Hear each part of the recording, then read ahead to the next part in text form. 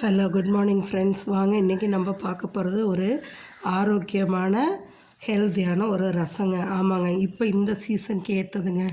இந்த மழை இந்த குளிர்காலம் வரப்போகிறது, இப்போ பெய்கிற மழைக்கு இதுக்கெல்லாம் பார்த்திங்கன்னா எல்லாத்துக்கும் அடிக்கடி சளி பிடிச்சிக்கிட்டு ரொம்ப தொந்தரவாக இருக்கும், தலைகணம் பாரமாக இருக்கும். அதுக்கேற்ற மாதிரி ஒரு ரசங்க, தூதுவளை ரசங்க.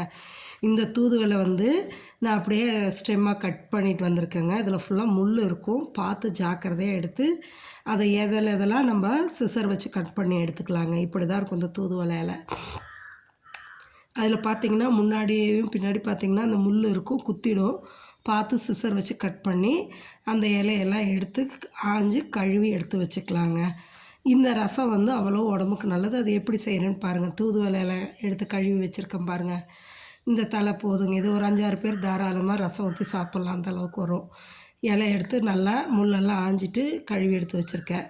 நல்லா பூண்டு பல் ஒரு 6 பல் பெருசாக எடுத்து வச்சுருக்கேன். ஒரு ஸ்பூன் மிளகு, 1 ஸ்பூன் ஜீரகம், 1 ஸ்பூன் தனியா, 1 ஸ்பூன் துவரம்பருப்பு, ஒரே ஒரு காஞ்ச மிளகாய். இந்த 4 வறுத்து அரைக்கிறதுங்க. 2 தக்காளி, கொஞ்சம் புளி ஊற வச்சுருக்கேன், ஒரு கொத்து கருவேப்பிலை, ஒரு காஞ்ச மிளகாய் தாளிக்கிறது வச்சுருக்கேங்க. இதுதாங்க. இதை வச்சு சூப்பரான இந்த தூதுவளை ரசம் நம்ம செய்யலாங்க. பாருங்கள், ஒரு வாணலை வச்சு அதில் இந்த மிளகு, துவரம்பருப்பு, கருவேப்பிலை, மிளகாய் 1, அதோட தனியா, ஜீரகம், இது எல்லாத்தையும் போட்டு ஃப்ளேமை குறைச்சி வச்சுருங்க. சிம்மில் வச்சுட்டு பொறுமையாக, அதாவது கருகக்கூடாது, ஆனால் வறுத்து எடுக்கணும் நல்லா. அது வறுக்கும் போதே நல்லா அந்த ஸ்மெல் நல்லா வருங்க, வறுபட்ட வாசம் அவ்வளோ நல்லா வரும். ட்ரையாக வறுத்து எடுத்துருங்க. வறுத்து எடுத்து ஆற வச்சு சின்ன மிக்ஸி ஜாரில் போட்டு பவுட்ரு ஆக்கிடுங்க. நைஸ் ஆகாது, நல்லா கோர்ஸாக தான் எடுக்கணுங்க. கோர்ஸாக அரைச்சி எடுத்துக்கணும் மிக்ஸி ஜாரில் போட்டு, சரிங்களா? இந்த அளவு வறுத்துடுங்க. இந்த தூதுவளையோட பெனிஃபிட்ஸ் நிறையா இருக்குங்க. முக்கியமாக இந்த நெஞ்சு சளி, கபம் கட்டி இருக்குன்னு சொல்லுவாங்க நெஞ்சில், அந்த இதுக்கெல்லாம் ரிமூவ் பண்ணுறதுக்கு நல்லதுங்க. ஆஸ்துமாவுக்கு நல்லது. பாருங்கள், இந்த அளவு ஆற வச்சு கோர்ஸாக பவுட்ரு ஆக்கி அதில் இந்த 2 தக்காளி, அந்த 6 பூண்டு பல் உரித்து வச்சுருக்கோம், அதையும் எடுத்து போட்டுக்குங்க. அதோட இந்த தூதுவளை இலையும் போட்டுக்குங்க. இலையெல்லாம் வதக்க வேண்டாம், அப்படியே பச்சையாகவே போட்டுக்கலாங்க. போட்டு மிக்ஸி ஜாரை போட்டு அதையும் நல்லா பல்ஸ் மோடில் ஓட விட்டு எடுத்துருங்க. அதுவும் கோர்ஸாக தான் வரும், நைஸாக வராது. அந்த அளவு எடுத்துக்கோங்க. இப்போ வாணலை வச்சு 1 ஸ்பூன் எண்ணெய் ஊற்றி கடுகு உளுத்தம் பருப்பு போட்டுட்டு ஒரு மிளகாய் கிள்ளி போட்டுக்கிட்டு கருவேப்பிலை ஒரு கொத்து போட்டு நல்லா பொரிஞ்சதும் இந்த நம்ம அரைச்சி வச்சுருக்கோம் இல்லைங்களா, அதை எடுத்து இதில் ஊற்றிடுங்க. ஊற்றிட்டு அப்படியே அந்த எண்ணெயிலே 1 நிமிஷம் நல்லா பெரட்டி விடுங்க. நல்லா வதக்கி விட்டுட்டு இதுக்கு தேவையான கொஞ்சோண்டு மஞ்சத்தூளும் பெருங்காயத்தூளும் போட்டுடுங்க. பெருங்காயத்தூள் கொஞ்சம் போட்டுட்டு மஞ்சத்தூள் கொஞ்சம் போட்டு நல்லா வதக்கி விட்டு மிக்ஸி ஜாரை கழுவி அந்த தண்ணியும் ஊற்றிக்கலாங்க.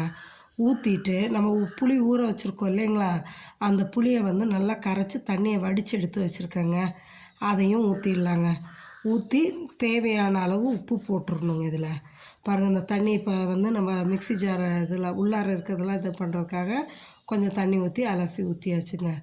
ஊற்றிட்டு இதுக்கு இந்த ரசத்துக்கு தேவையான அளவு உப்பு போட்டுக்கலாங்க. உப்பு போட்டுட்டு நம்ம புளி கரைச்சி வச்சுருக்கிற தண்ணியை பாருங்கள் வடித்து எடுத்து ஊற்றிடுங்க. நான் வடித்தே எடுத்து வச்சுருக்கேன், அப்படியே எடுத்து ஊற்றிட்டு இதுக்கு தேவையான அளவு உப்பு போட்டுக்கோங்க. நம்மளுக்கு எந்த அளவு ரசம் தேவையோ அந்த அளவு தண்ணி ஊற்றிக்கலாங்க. நல்லா நான் இன்னும் கொஞ்சம் தண்ணி ஊற்றி தாங்க வைக்க போகிறேன். நல்லா தண்ணியாக ஊற்றி பிசைஞ்சு சாப்பிடும்போது தான் அந்த தண்ணி சூப்பு மாதிரி நம்ம அந்த ரசத்தை குடிக்கும்போது சளி அவ்வளோ நல்லா கிளியராக சீக்கிரம் கேட்குங்க. சளி தொல்லைக்கு இதை விட்டால் வேறு மருந்து இல்லைங்கிற மாதிரி அந்தளவு நல்லதுங்க. ஆமாம், பாருங்கள், இப்போ இந்த உப்பு போட்டாச்சு, தண்ணியும் ஊற்றி இது ரொம்ப கொதிக்கலாம் கூடாதுங்க. அப்படியே நுரக்கட்டி கொதிக்கிற ஸ்டேஜில் ஆஃப் பண்ணணும். காமிக்கிற பாருங்கள். இது நரம்பு சம்மந்தப்பட்டதுக்கும் இந்த தூதுவளையெல்லாம் அவ்வளோ நல்லதுங்க. ஆஸ்துமா பிரச்சனைக்கு நல்லது. முக்கியமாக சொல்லப்போனால் பசிக்கல சாப்பிட முடியலன்னு சொல்கிறவங்க இதை சாப்பிட்டாங்கன்னா பசியை தூண்டுங்க. அதனால் மெயின் சளிக்கு அவ்வளோ நல்லதுங்க.